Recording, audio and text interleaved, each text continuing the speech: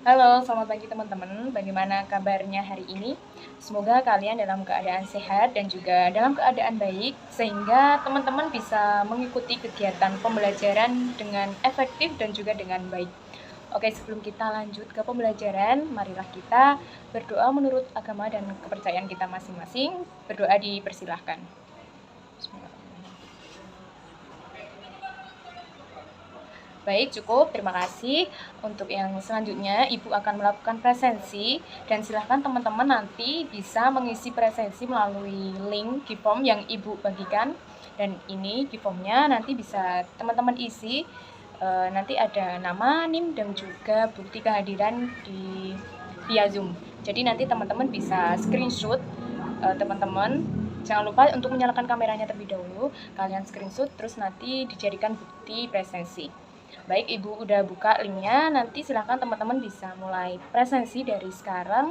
Mungkin Ibu akan kasih waktu 1 menit untuk presensi. Dipersilahkan.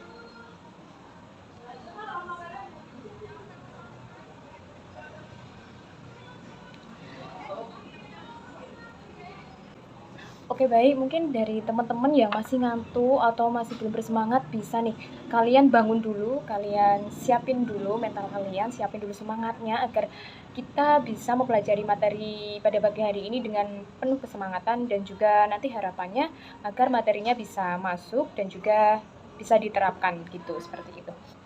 Oke, baik. Di sini Ibu akan tanya, apakah teman-teman udah tahu materi yang akan kita pelajari pada pagi hari ini? Jadi, materi yang akan kita pelajari pada pagi hari ini yaitu mengenai proses rekrutmen kepegawaian. Nah, apa sih Bu tujuannya kok kita mempelajari materi ini? Nah, tujuannya itu supaya materi ini bisa dijadikan bekal untuk teman-teman nantinya setelah kalian lulus dari sekolah ini, ataupun nanti kalau teman-teman lanjut di perkuliahan dan kalian ingin melamar pekerjaan di suatu perusahaan, nah kalian tuh udah mengerti mengenai konsep dari apa sih itu rekrutmen kepegawaian. Oke, jadi di sini nanti kita akan belajar bersama tentang pengertiannya, tentang prosesnya, terus bagaimana persyaratannya, bagaimana kita harus melakukan rekrutmen di suatu perusahaan. Nah, nanti kita akan mempelajari itu semua. Selain itu, harapannya nanti teman-teman agar bisa lebih paham dan juga mengerti mengenai alur atau proses rekrutmen kepegawaian itu seperti apa sih, dan kalian tuh bisa memiliki gambaran mengenai rekrutmen kepegawaian seperti itu. Oke, baik, kita langsung aja masuk ke materi yang akan kita pelajari pada pagi hari ini. Jadi yang pertama itu kita akan mengenal dulu apa sih rekrutmen itu. Jadi rekrutmen itu adalah suatu proses mencari dan menyeleksi calon karyawan untuk mengisi posisi ataupun jabatan tertentu. Dan ini biasanya proses rekrutmen ini digunakan oleh suatu perusahaan-perusahaan dan mereka tuh biasanya memiliki proses rekrutmen yang berbeda-beda dari setiap perusahaan tersebut tergantung dengan kebutuhan mereka. Seperti itu. Dan di sini juga ada pengertian mengenai rekrutmen dari beberapa ahli. Itu yang pertama ada Mardianto 2014. Beliau berpendapat bahwa proses untuk mendapatkan calon tenaga kerja yang memiliki kemampuan sesuai dengan kualifikasi dan kebutuhan suatu organisasi ataupun perusahaan. Terus yang kedua ini ada Rifai 2004. Beliau berpendapat bahwa rekrutmen merupakan suatu proses untuk mendapatkan sejumlah sumber daya manusia ataupun SDM yang tentunya berkualitas untuk menduduki suatu jabatan ataupun pekerjaan dalam suatu perusahaan. Lanjut, ini yang ketiga ada Nurmansyah 2011. Beliau berpendapat bahwa rekrutmen merupakan suatu proses mendapatkan tenaga kerja baru untuk mengisi lowongan jabatan yang ada di perusahaan tersebut. Terus ini yang terakhir ada Schermerhorn tahun 1997. Beliau berpendapat bahwa proses penarikan sekelompok kandidat untuk mengisi posisi atau jabatan yang kosong pada suatu perusahaan atau organisasi. Nah, perekrutan ini juga akan memikat calon tenaga kerja yang kompeten untuk melamar pekerjaan tersebut. Seperti itu, jadi itu merupakan pengertian dari rekrutmen kepegawaian. Kita lanjut materi yang kedua, yaitu apa sih tujuan dari rekrutmen itu. Jadi teman-teman, jika ditanya apa sih tujuan rekrutmen itu, jawabannya tentu sederhana, yaitu agar perusahaan dapat memiliki tenaga kerja yang benar-benar sesuai dengan target mereka dan kebutuhan mereka, baik itu berdasarkan dengan beban kerja yang ada maupun kebutuhan yang lainnya. Jadi rekrutmen ini sudah dirancang tentunya dari perusahaan-perusahaan yang disesuaikan dengan kebutuhan mereka, seperti itu. Jadi jangan heran kalau besok tuh teman-teman melamar pekerjaan di beberapa perusahaan dan itu kok alurnya berbeda-beda. Nah, itu karena emang di perusahaan tersebut itu memang memiliki kebutuhan ataupun beban kerja yang berbeda-beda, seperti itu. Nah, agar tujuan tersebut itu dapat dicapai dengan tepat, maka tak jarang proses rekrutmen pun harus melalui berbagai tahapan. Nah, bagaimanapun juga perusahaan itu tentu ingin memperoleh tenaga kerja yang mampu menyelesaikan tanggung jawabnya dengan efektif dan juga efisien. Nah, jadi tidak heran jika banyak perusahaan yang emang ada proses rekrutmennya itu memang sangat ketat dan juga tahapannya itu memang memiliki tahapan yang banyak, seperti itu. Oke, kita lanjut. Yang ketiga di sini ada metode rekrutmen karyawan. Nah, di sini kita ada beberapa metode. Metode yang pertama itu ada metode rekrutmen yang tertutup. Nah, metode ini tuh yang seperti apa sih, Bu? Jadi, metode rekrutmen tertutup itu biasanya disebut dengan proses rekrutmen yang dilakukan dengan mencari calon karyawan dari internal perusahaan. Nah, metode rekrutmen ini juga dapat dilakukan dengan cara vertikal, demosi, atau cara horizontal, rotasi. Nah, cara vertikal yang dimaksud itu bisa dilakukan dengan langkah demosi atau penurunan jabatan. Nah, langkah ini sebenarnya jarang dilakukan oleh perusahaan, terkecuali karyawan tersebut sudah benar-benar tidak mampu mengerjakan beban tugas yang diberikan ataupun sudah melanggar peraturan perusahaan yang mengakibatkan terjadinya penurunan jabatan. Nah, yang selanjutnya itu ada cara horizontal, yaitu bisa dilakukan perusahaan dengan langkah rotasi, yaitu perpindahan jabatan pada level yang sama. Nah, selanjutnya di sini terdapat beberapa keuntungan dan juga kelemahan dalam melaksanakan metode tertutup. Untuk keuntungannya sendiri, yaitu dapat meningkatkan semangat kerja, sangat jarang terjadi kesalahan dalam proses rekrutmen, dapat mendorong keloyalan karyawan terhadap perusahaan, tim HRD tidak gegabah dalam mengambil keputusan, terus biaya pelatihan akan lebih hemat, sama mendorong pengembangan diri pada karyawan. Nah, itu merupakan keuntungan dari metode rekrutmen tertutup. Untuk yang selanjutnya di sini terdapat kelemahan metode rekrutmen tertutup, yaitu sedikitnya kandidat yang memiliki kompetensi, sama pada umumnya senioritas menjadi salah satu pertimbangan dalam promosi dan membuat karyawan yang benar-benar mampu tidak memiliki kesempatan untuk mengisi posisi yang kosong. Sama yang terakhir, pada posisi pekerjaan yang memerlukan kreatif dan inovatif, metode rekrutmen tertutup ini sulit untuk mendapatkan karyawan yang sesuai. Oke, baik teman-teman, kita lanjut. Yang kedua itu ada metode rekrutmen yang terbuka. Nah, metode rekrutmen yang terbuka itu merupakan suatu rekrutmen perusahaan yang berasal dari luar lingkungan perusahaan atau biasa disebut dengan eksternal, dan metode ini biasanya diperlukan perusahaan pada saat ekspansi bisnis karena kebutuhan tenaga kerja yang meningkat. Baik, yang selanjutnya di sini juga ada keuntungan maupun kelemahan dari metode rekrutmen terbuka. Kita mulai dari keuntungan yang terlebih dahulu, yaitu bisa mendapatkan karyawan yang cocok untuk posisi pekerjaan yang dibutuhkan perusahaan ataupun sesuai dengan target perusahaan. Terus yang selanjutnya dapat membawa ide dan cara baru dalam menyelesaikan suatu tugas. Dan yang ketiga itu biasanya cocok untuk perusahaan yang sedang berkembang dan memerlukan banyak karyawan baru atau karyawan yang fresh. Untuk yang selanjutnya di sini ada kelemahan metode rekrutmen terbuka. Itu yang pertama dapat menurunkan semangat kerja karyawan yang sudah ada. Terus yang selanjutnya dapat menyebabkan kurang kompaknya antara karyawan baru dengan karyawan lama. Dan yang terakhir itu memerlukan biaya untuk iklan lowongan kerja di media. Seperti itu. Dan untuk yang selanjutnya di sini kita akan membahas mengenai proses rekrutmen karyawan. Nah, di sini buat teman-teman yang masih bingung dan masih bertanya-tanya kayak gimana ya proses rekrutmen di suatu perusahaan itu? apakah prosesnya itu sama atau berbeda-beda. Nah, di sini kita akan bahas, dan berikut ini merupakan alur rekrutmen karyawan yang efektif dan dapat dilakukan oleh suatu perusahaan. Yang pertama itu mengidentifikasi kebutuhan posisi ataupun jabatan. Nah, mengidentifikasi posisi baru atau pergantian karyawan di perusahaan merupakan langkah awal yang dapat dilakukan. Sama keputusan dalam merekrut karyawan baru sebaiknya seimbang dengan kebutuhan perusahaan dan karyawan yang sudah ada.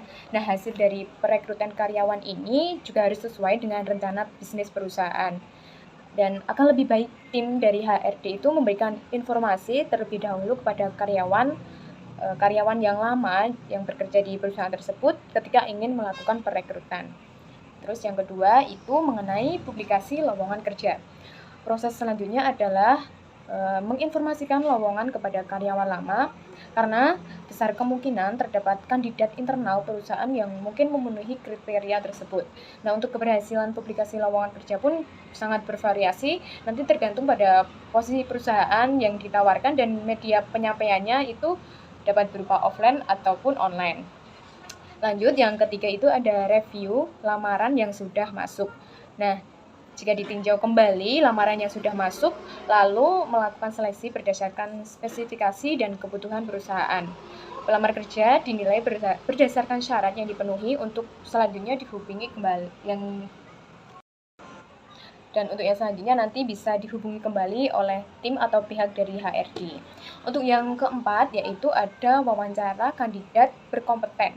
Setelah mendapatkan kandidat berkompeten dari mereview lamaran yang sudah masuk, nanti proses rekrutmen selanjutnya adalah menjadwalkan wawancara kerja dengan mereka atau dengan calon karyawan yang telah mendaftar ataupun telah melamar di perusahaan tersebut. Terus yang selanjutnya, yang kelima itu pilih kandidat karyawan yang paling berkualitas. Nah, alur rekrutmen selanjutnya adalah memilih kandidat yang paling berkualitas dari hasil wawancara sebelumnya. Dan jangan lupa untuk memberitahu kandidat tersebut atau memberitahu kandidat mana yang lolos dan tidak lolos. Terus lanjut, yang keenam itu ada negosiasi gaji dan tanggal mulai bekerja. Nah, apabila sudah mencapai keputusan yang positif atau keputusan yang benar-benar bulat terhadap seseorang kandidat yang sudah lolos, nanti alur selanjutnya adalah melakukan negosiasi gaji kepada calon karyawan yang lolos tersebut. Nah, sampaikan pula keuntungan yang bisa mereka dapatkan ketika mereka sudah bergabung dengan perusahaan. Nah, proses ini juga sekaligus menentukan tanggal mereka mulai bekerja atau tanggal mereka mulai bekerja pertama kali, seperti itu. Terus yang selanjutnya, yang ketujuh, yaitu menyambut karyawan baru. Nah, jagalah kehubungan baik dengan karyawan baru dari mereka, mulai menerima penawaran kerja dan sambut mereka dengan vibes yang positif atau yang bersemangat agar para karyawan baru ini bisa memulai harinya dengan penuh semangat dan penuh dengan energi yang positif. Seperti itu.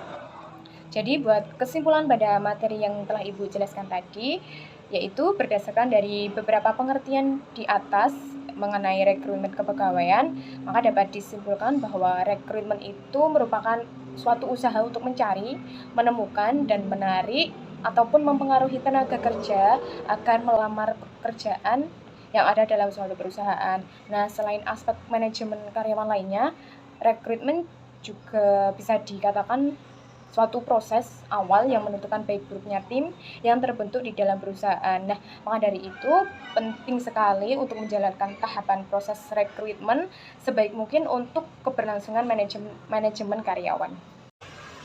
Oke, baik teman-teman, sebelum kita melanjutkan ke materi yang berikutnya, Ibu akan menginstruksikan untuk teman-teman yaitu membuat suatu catatan ataupun rangkuman yang ditulis tangan nanti sambil mendengarkan Ibu menjelaskan materi, dan nantinya akan dikumpulkan di akhir pelajaran. Nanti Ibu kasih link drive-nya dan silahkan nanti kalian upload di drive tersebut. Oke, baik, kita lanjut yang berikutnya, yaitu terdapat kegiatan kunci yang merupakan bagian dari rekrutmen, yaitu mencakup beberapa hal yang berkaitan dengan yang pertama itu menentukan kebutuhan pegawai jangka pendek, jangka menengah, dan jangka panjang pada suatu organisasi dalam hal jenis pekerjaan atau job title dan levelnya. Yang kedua itu berupaya mendapatkan informasi mengenai perkembangan kondisi pasar tenaga kerja. Dan yang ketiga itu menyusun bahan-bahan rekrutmen yang efektif. Yang keempat, menyusun program rekrutmen secara sistematis dan terpadu yang berhubungan dengan kegiatan sumber daya manusia lain dan dengan kerjasama antara manajer lini dan karyawan. Yang kelima, itu mendapatkan calon karyawan yang berbobot ataupun memenuhi syarat.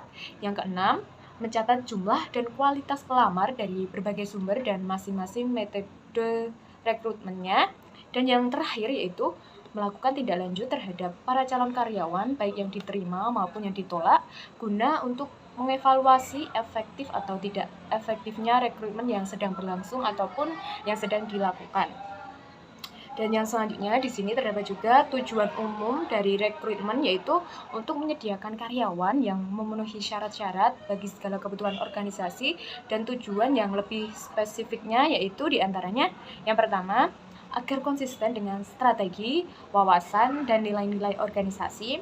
Yang kedua, untuk menentukan kebutuhan rekrutmen organisasi di masa sekarang dan masa yang akan datang berkaitan dengan perubahan besar dalam suatu perencanaan rekrutmen pegawai.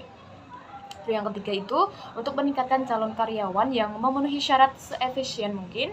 Yang keempat, untuk mendukung inisiatif organisasi dalam mengelola tenaga kerja yang beragam. Yang kelima, untuk membantu meningkatkan keberhasilan proses seleksi dengan mengurangi calon karyawan yang sudah jelas tidak memenuhi syarat ataupun yang terlalu tinggi kualifikasinya. Yang keenam, untuk membantu mengurangi kemungkinan keluarnya karyawan yang belum lama bekerja. Yang ketujuh, untuk mengoordinasikan upaya rekrutmen dengan program seleksi dan pelatihan. Yang kedelapan, untuk mengevaluasi efektif tidaknya berbagai teknik dan lokasi rekrutmen bagi semua pelamar kerja. Dan yang terakhir itu untuk memenuhi tanggung jawab organisasi terhadap program-program tindakan afirmatif dan pertimbangan hukum dan juga sosial lain menurut komposisi tenaga kerja. Oke, baik teman-teman, di sini kita berlanjut ke materi yang selanjutnya, yaitu mengenai persyaratan umum dan khusus suatu proses rekrutmen pegawai atau karyawan. Nah, di sini Ibu contohkan itu ada persyaratan umum khusus melamar menjadi profesi dosen. Nah, ini kita mulai dari yang persyaratan umum terlebih dahulu. Itu yang pertama, merupakan warga negara Republik Indonesia. Yang kedua, bertakwa kepada Tuhan Yang Maha Esa. Dan yang ketiga, berusia maksimal 36 tahun. Yang keempat, sehat jasmani, rohani, dan bebas akan narkoba. Yang kelima, berkelakuan baik dan tidak pernah dihukum penjara atau kurungan berdasarkan putusan pengadilan yang mempunyai kekuatan hukum tetap. Yang keenam, tidak pernah diberhentikan dengan hormat, tidak atas permintaan sendiri atau tidak dengan hormat sebagai PNS atau anggota TNI Polri ataupun pegawai swasta. Yang ketujuh, tidak sedang menjalani perjanjian atau kontrak kerja ataupun ikatan dinas pada instansi ataupun perusahaan yang lainnya. Nah, itu merupakan persyaratan umumnya. Kita berlanjut ke persyaratan yang lebih khususnya atau lebih spesifiknya. Itu contohnya yang pertama, berpendidikan minimal S2 sesuai kualifikasi yang diperlukan. Yang kedua, lulusan program studi terakreditasi minimal B, baik itu S1, S2 maupun S3. Dan yang ketiga itu di sini ada IPK minimal S1 ada 3 dan S2 atau S3 itu ada 3,25. Dan yang keempat itu memiliki keahlian khusus sesuai kualifikasi. Oke, baik teman-teman, tidak terasa jam kita udah mau habis.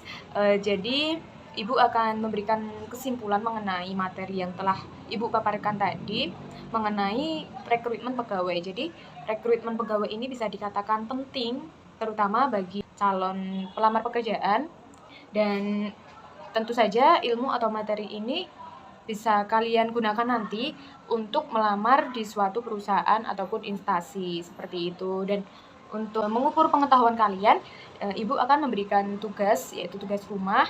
Silahkan nanti teman-teman mencari contoh persyaratan ataupun kriteria dari suatu perusahaan ataupun instansi. Itu bebas, nanti kalian bisa menentukan sendiri. Silahkan nanti kalian cari contohnya mengenai persyaratan umum ataupun khusus, dan nanti bisa kalian tulis tangan, dan nanti bisa difoto dan dikirimkan melalui Google Drive yang nanti Ibu akan sediakan dan Ibu akan sebar setelah kelas ini berlangsung. Baik, seperti itu mungkin itu saja yang dapat Ibu sampaikan pada hari ini. Semoga teman-teman masih bersemangat dan juga mengerti dengan penjelasan yang telah Ibu sampaikan. Dan untuk mengakhiri pelajaran pada pagi hari ini, marilah kita berdoa menurut agama dan kepercayaan kita masing-masing. Berdoa dipersilahkan. Alhamdulillah. Baik, sudah. Terima kasih atas kehadiran teman-teman dan jangan lupa untuk belajar, jangan lupa untuk tetap semangat. Terima kasih, Ibu akhiri. Wassalamualaikum warahmatullahi wabarakatuh. Sampai jumpa di pelajaran berikutnya, teman-teman. Dadah.